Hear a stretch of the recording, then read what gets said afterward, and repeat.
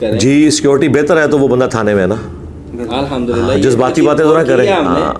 हमने अपनी सिक्योरिटी के जो मेजर्स हैं वो कैमरे में तो नहीं बताने, सिक्योरिटी लीक हो जाएगी। ठीक है, आपके लिए इतना ही काफ़ी है कि उस बंदे को पकड़ लिया गया। अगर हाँ पहली 2 दफ़ा आप ये बात कर सकते थे कि चीपली किस तरह इस तरह बंदा पहुंचा। यहाँ जो दारे अरकम में लोग बैठे हुए हैं ना, मेरी सिक्योरिटी के वाले से वो आपसे ज़्यादा या दुनिया में बैठे हुए किसी भी मेरे से मोहब्बत करने वाले से ज़्यादा कॉन्शियस है। आप लोगों की मोहब्बत मेरे साथ वीडियोस की हद तक है, लेकिन जो मेरी सोबत में रहने वाले लोग हैं ना, उनकी मेरे साथ जज्बाती एफिलिएशन है। जिस तरह एक भाई की भाई से, एक माँ की बेटे से, एक बाप की बेटे से, एक बेटे की बाप से होती है, उस जज्बाती एफिलिएशन का हिस्सा अभी आपको हासिल नहीं है, क्योंकि आपने मेरे साथ वक्त नहीं ना गुजारा हुआ।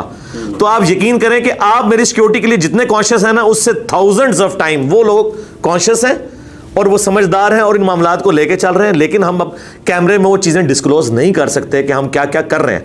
आप बेफिक्र रहें और इंशाअल्लाह ताला इन चीज़ों को डिस्कस करने की बजाय ना आप दुआओं के ऊपर जोर रखें, जो आपका काम है। आप बेफिक्र रहें, यहाँ बहुत जिम्मेदारी के साथ काम हो रहा है। वरना आप यकीन जानें, जिसमें पूरी दुनिया एक बंदे के पीछे पड़ी हुई है, तो आप देखें क्या से क्या हो जाए। तो ये अल्लाह ताला की गैबी ताईद भी है।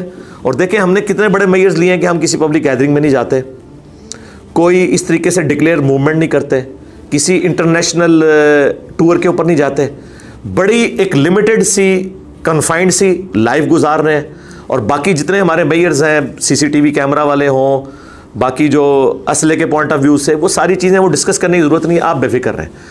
और आंदा भी कोई हमारा गाहक आया चौथा, हाँ, तो कोई वीडियोस के ऊपर रिकॉर्ड नहीं होनी। हाँ, ये तीसरी वीडियो भी यकीन करें मैंने स्टूडेंट्स के शर से बचने के लिए इन्वर्टेड कामा में रिकॉर्ड की है। अदरवाइज मुझे 1% को इंटरेस्ट नहीं था कि मैं इसके ऊपर कोई वीडियो रिकॉर्ड करवाता।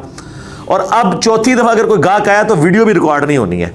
हमने ना वो पुरानी एक वीडियो शेयर करा देनी है कि इस पर आप क्या कहते हैं, भाई जो पहले कहा वो कहते हैं। रहेगी कानूनी मामलात, तो सरकार वो कानूनी जो मामलात हैं वो दारे अरकम ने देखने हैं जी। उसकी ये देखें, जंगे कासिया और यरमूक में जो फौजी जंगे लड़ रहे हैं, या इवन उनके जो कमांडर भी हैं, उन्होंने ये नहीं देखना कि मस्जिद नबी में बैठ के अमीरुल मोमिनीन ने क्या डिसीजन किया और क्या मशवरा हुआ, उसका एंड रिजल्ट क्या निकला। उन्होंने बस उसको फॉलो करना है कि भाई आप पीछे से डिसीजन ये आया, आपने ये करना है, ये हो रहा है। वहां पे थिंक टैंक्स बैठे हुए हैं, इस तरह यहां पे भी दारे अरकम में, जेलम में थिंक टैंक्स बैठे हुए हैं जो अपने एक्सपर्ट लोगों के साथ रब्ता करते हैं, चाहे वो जजेस हों, वकला हों, हर फील्ड के लोगों के साथ हम पूरा कंसेंसस के साथ डिस्कशन करके बाकायदा उनके ग्रुप्स बने हुए हैं। ये ज़ाहिर है हमने पब्लिक को तो नहीं बताना, मैंने मतलब कोई हमदर्दी लेनी है कि मैं आगे अब कैमरे के सामने रोना शुरू कर दूं कि ये हो गया मेरे साथ।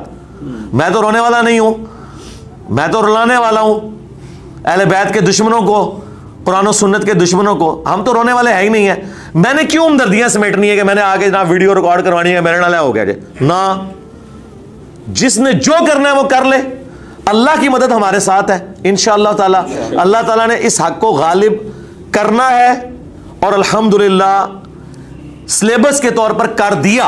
अल्हम्दुलिल्लाह कुरान तफसीर रिकॉर्ड हो गई, इख्तिलाफी मौज़ूआत रिकॉर्ड हो गए, अब तो वैल्यू एडिशन हो रही है। तो इंशाअल्लाह ये मामलात आगे चल रहे हैं, आप बेफिक्र रहें। मेरी ज़िंदगी के होने या ना होने से इसका ताल्लुक नहीं, लेकिन ज़ाहिर है कि लोगों की एक मोहब्बत एफिलिएशन है। आप अगर मुझसे पूछें तो मैं तो यानी अगर नबी इस्लाम के ज़माने में होता और हुजूर मशवरा कर रहे होते तो मैं तो हुजूर से कहता या रसूलल्लाह आप अल्लाह की ऑफ़र कबूल कर लें। वो बुखारी मुस्लिम में है ना, हर नबी को ऑफ़र दी जाती है मरने से पहले कि चाहे तो हमेशा के लिए उम्मत में ज़िंदा रहे, चाहे आखिरत अडॉप्ट करे। तो मैं तो हुजूर को यही मशवरा कहता कि सरकार खुद ही रहें आप, ताकि फ़िरके बने ही ना।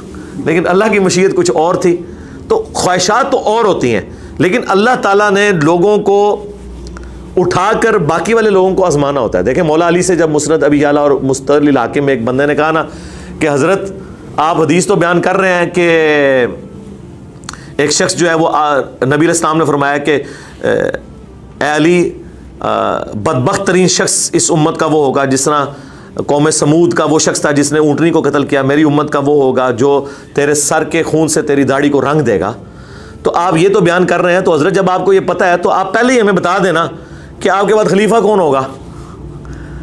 तो उन्होंने कहा कि ये बार मैं नहीं उठाऊंगा, मैं अल्लाह के पास जाऊंगा, मैं अल्लाह से उम्मीद करता हूँ अगर तुम्हारे हक में कोई खैर लिखी हुई है तो तुम्हें कोई बेहतरीन हुक्मरान दे देगा।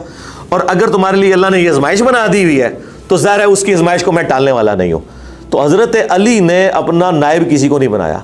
और एक रवायत हाकिम की उसमें आता है कि मैं तुम्हें वैसे ही छोड़ूंगा जैसा कि रसूलुल्लाह ने छोड़ा था और साहबे कराम ने अबू बकर को चुन लिया, मैं भी तुम्हें इसी तरह छोड़ के जाऊंगा, तुम्हें जो बेहतर लगे उसे चुन लेना। तो इसी तरीके से हम भी ये कहते हैं कि यार ये अल्लाह ने डिसाइड करना होता है। मौलाना मदूदी ने सोचा था कि मेरी लेगेसी को डॉक्टर इसरार आगे लेके चलेंगे और मौलाना इसहाक साहब आगे लेके चलेंगे। उनकी पूरी जमात में लाखों लोगों में एक मौलाना इसहाक और डॉक्टर इसरार नहीं पैदा हुआ, लेगेसी वो लेके चले। मौलाना इसहाक साहब ने कभी सोचा भी था कि उनकी लेगेसी अहले बैत के दिफा पे वो हमारे प्लेटफॉर्म से चलेगी? ये किसी ने नहीं सोचा होता। अल्लाह ने अपने बंदे उठाने होते हैं और आंदा भी अल्लाह ताला उठाएगा।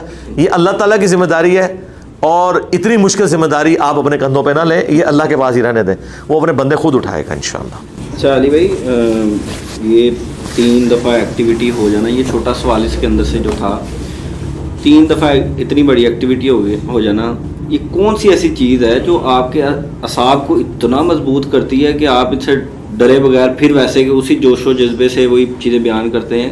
हमें भी बताएं ताकि हमें भी मोटिवेशन आए। हम तो मेरे भाई किसी स्टूडेंट से एक्सपेक्ट ही नहीं करते कि वो इस तरह की कोई दलेरी दिखाने की कोशिश करे। हम कब कह रहे हैं मेरे भाई, तोप के मुंह के आगे मुझे ही रहने दें। हाँ, आप इस किस्म की कोई हरकत ना करें, ये सारा मलबा मेरे लिए रहने दें। जिस बंदे की जितनी कॉम्पिटेंसी कैपेसिटी होती है ना, उसके मुताबिक अल्लाह ताला उसको उठाता है। ये इंसान की कोई अपनी जुर्रत नहीं होती है ना, मेरी अपनी कोई जुर्रत है। हालात व वाक़यात अल्लाह ताला खुद पैदा करता है। ठीक है, शुरू में जो हम बातें बिटवीन द वर्ड्स कहते थे और लोग डरते थे, आज हम उससे खुलकर बातें ओपनली बयान करते हैं और लोग कहते हैं बिल्कुल इल्मी तौर पर बात बिल्कुल ठीक है। किसी ज़माने में वो गुस्ताखी शुमार होती थी, चाहे वो तौहीद के हवाले से हो, चाहे कब्र परस्ती के हवाले से हमारा मुकदमा हो, चाहे बनु उमैया के हवाले से हो। तो आपने देखा है वक्त के साथ साथ कितना हमने हालात साजगार अल्लाह ताला ने बना दिए, इल्मी एतबार से भी और मुल्की एतबार से भी। FATF की बरकत से, ज़रब अज़्ब की बरकत से, रद्दुल फसाद की बरकत से, यूट्यूब की बरकत से लोगों के जहन खुल गए और मौलवियों की चवलों की बरकत से लोगों को पता चला यार ये कौन सा दीन बयान कर रहे हैं, यार कोई लॉजिकल बात ही नहीं है। इंजीनियर साहब तो रेफरेंस के साथ बात करते हैं।